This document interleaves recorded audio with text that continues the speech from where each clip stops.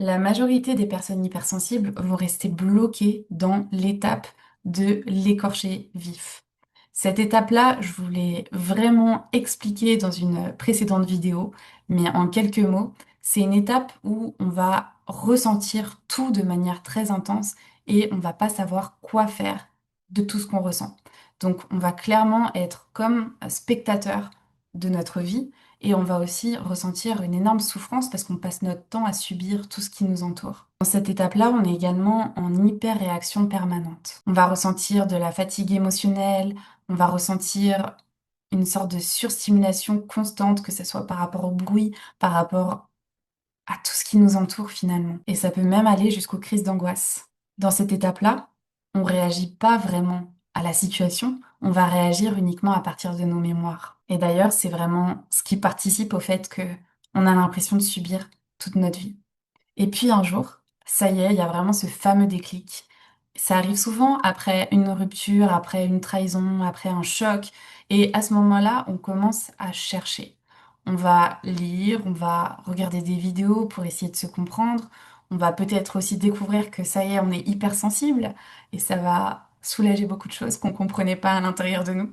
On découvre aussi le développement personnel, des méthodes psychologiques, des méditations, des techniques de respiration. Peu importe, on va essayer de chercher ce qui se passe en nous pour aller mieux. Finalement, on va essayer d'aller se rencontrer soi. Mais malheureusement, on sent que ce soulagement, il n'est pas assez profond, qu'il est comme bloqué à la surface.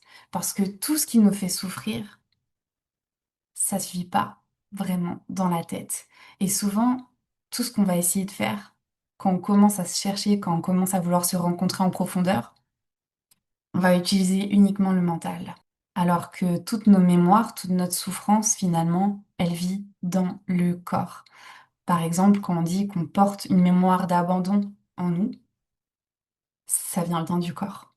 Mais je ne vais pas vous détailler ici ces notions de libération de mémoire émotionnelle par le corps, parce que je vais vous faire une vidéo justement spécialement dédiée à ce sujet. Et même si vous avez énormément travailler sur vous avec votre mental, que vous avez essayé de comprendre des choses, vous inquiétez pas, c'est vraiment loin d'être un échec. C'est juste que vous êtes en train d'expérimenter les limites du mental. Mais qu'on soit bien clair, le mental, c'est loin d'être un ennemi. Au contraire, on va vraiment s'en servir. Parce que, au contraire, c'est vraiment votre mental qui va vous permettre d'ouvrir la porte vers une hypersensibilité qui va être beaucoup plus consciente. Mais c'est pas le mental qui va vous y amener, ça va être plutôt le corps. Mais le mental va vraiment vous amener, vous inquiétez pas. Et donc la vraie question, c'est comment basculer vers une hypersensibilité consciente. Pour basculer vers une hypersensibilité consciente, il va y avoir plusieurs étapes. Et la première étape, la vraie transformation, elle va vraiment commencer le jour où vous allez comprendre cette chose qui est fondamentale. Et vous allez voir justement, on va commencer par l'ouverture du plan mental. Cette chose à comprendre, c'est on n'est pas coupable de ce qu'on vit, mais on est responsable. On est responsable, mais pas coupable. Et cette étape, elle est vraiment indispensable pour basculer, parce qu'elle va vous permettre de changer vos programmes automatiques. Vous savez, c'est ces fameux programmes qui portent toutes vos blessures, à vous, mais aussi les blessures que porte votre famille. On parle ici de mémoire transgénérationnelle. Parce que oui, dans votre inconscient, dans vos programmes automatiques, il y a aussi toutes vos mémoires transgénérationnelles qui y sont engrammées. Je suis responsable de ce que je vis. Je prends la responsabilité de ce que je vis. Donc, je deviens actrice de ma vie. Responsable, ça veut pas dire que c'est de notre faute. Pas du tout. Ça veut simplement dire qu'on est responsable de ce qui s'active à l'intérieur de nous. Et d'ailleurs, je vais vous donner un exemple très concret pour vous illustrer ce que je viens de dire. Il y a trois amis qui sont en train de se balader dans un parc et à ce moment-là, il y a un chien qui arrive vers elle, qui arrive en courant vers elle. Et à partir de là, on va juste observer les trois réactions de ces trois amis-là. La première personne, elle s'appelle Nelly. Nelly, elle, elle a toujours grandi avec des chiens. Et notamment ce chien-là qui est en train de courir vers elle, il lui rappelle le chien avec qui elle a grandi de ses 2 ans à ses 12 ans.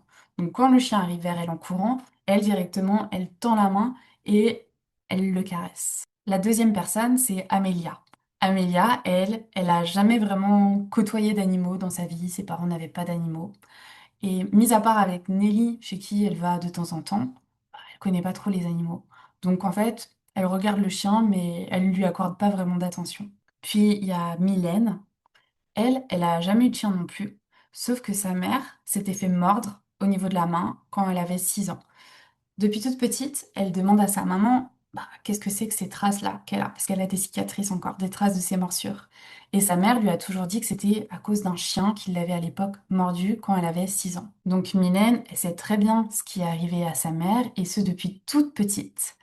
Et à chaque fois qu'elle voit un chien, paf, ça réactive en elle une sorte de mémoire de danger, où elle se dit, oula, il y a un chien, il faut que je m'en méfie. En fait, clairement, les chiens la terrorisent. Donc dès qu'elle en voit un, il y a sa mémoire de survie qui se déclenche. Et quand elle voit ce chien qui arrive vers elle en courant, elle hurle et elle commence à s'énerver après le propriétaire en lui disant que son chien devrait être tenu en laisse. Qui a tort, qui a raison, c'est pas le sujet, on s'en fiche pour le moment. En tout cas, voilà, c'est vraiment pour vous démontrer que pour exactement la même scène, il y a trois réactions qui sont totalement différentes. Chez ces trois différentes personnes, il y a eu une mémoire qui s'est activée qui a été différente. Donc, on est chacun responsable de ce qui se passe à l'intérieur de nous. On est responsable, mais pas coupable. Et donc, on réalise que nos réactions et nos émotions, bah, c'est pas réellement nous. Parce que ce sont nos mémoires, ce sont nos blessures, ce sont notre passé et ce sont notre transgénérationnel. Et quand on réalise ça, on commence à voir notre ego protecteur. On commence à prendre du recul sur lui. Vous savez, cet ego-là, celui qui accuse tout le temps l'extérieur, celui qui évite de ressentir et de prendre sa responsabilité de ce qui s'active réellement en nous et qui utilise des mécanismes comme la fuite, comme le déni ou comme la victimisation. Et progressivement, quand on bascule vers une hypersensibilité consciente, on apprend à observer nos blessures, à observer les mécanismes de l'ego et on apprend aussi à observer nos émotions sans les laisser diriger notre vie.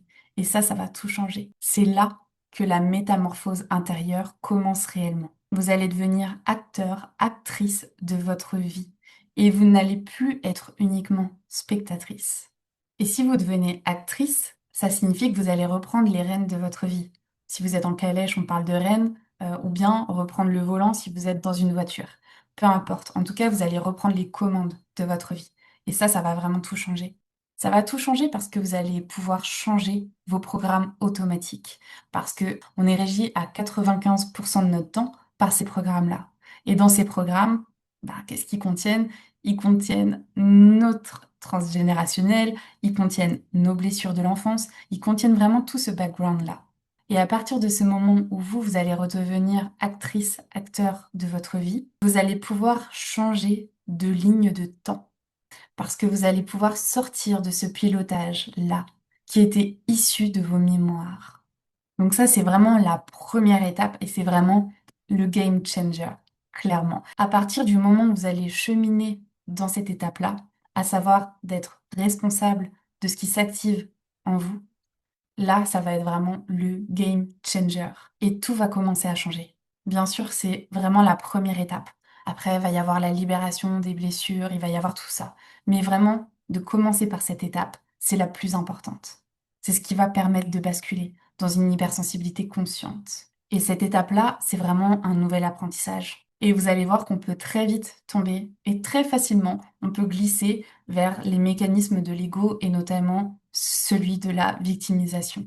Parce que parfois, c'est pas évident de prendre sa responsabilité. Parce qu'il y a toujours ces programmes automatiques qui vont revenir à la charge en permanence. Et tout seul, c'est pas évident parce qu'on a tendance à beaucoup écouter nos pensées, à faire de nos pensées une vérité. Donc forcément, tout seul, parfois, c'est pas évident parce que on a du mal à sortir de ce propre prisme, de ce propre programme automatique qu'on a tous en nous. Dites-moi juste en commentaire si ce que je suis en train de vous dire, ça vous parle, si ça a du sens pour vous, si vous comprenez ce que je suis en train de dire. Donc comme je vous disais, ça c'est vraiment la première étape, mais il y en a vraiment d'autres par la suite.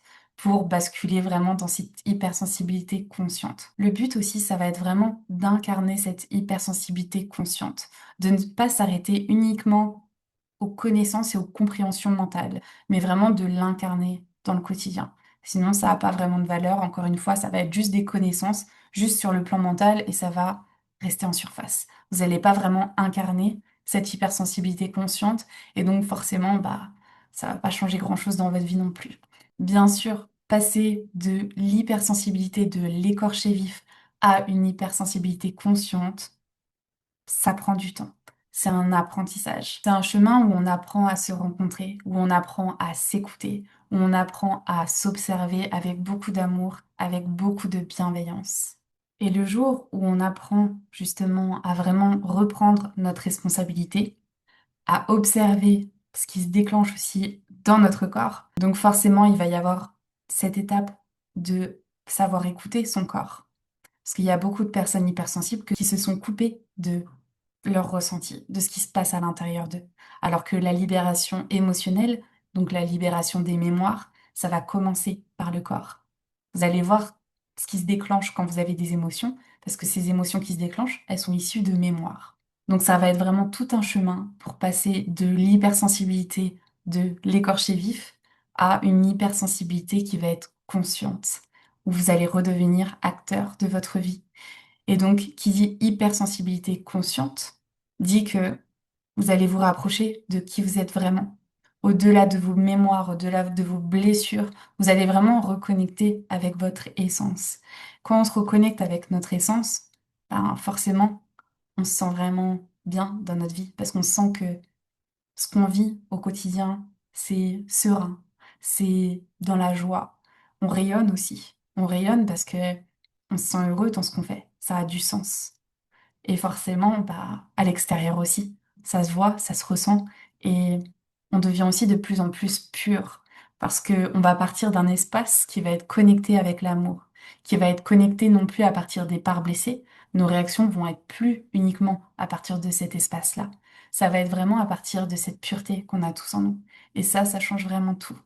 Et vous inquiétez pas, la pureté, c'est très contagieux.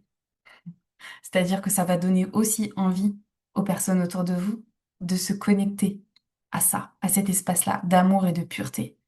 C'est un processus qui est naturel. Donc en basculant de l'hypersensibilité, de l'écorché vif à une hypersensibilité consciente, notre réalité change. Pas parce qu'on devient quelqu'un d'autre, mais parce que justement on se reconnecte vraiment à qui on est réellement, sous ces couches de souffrance-là.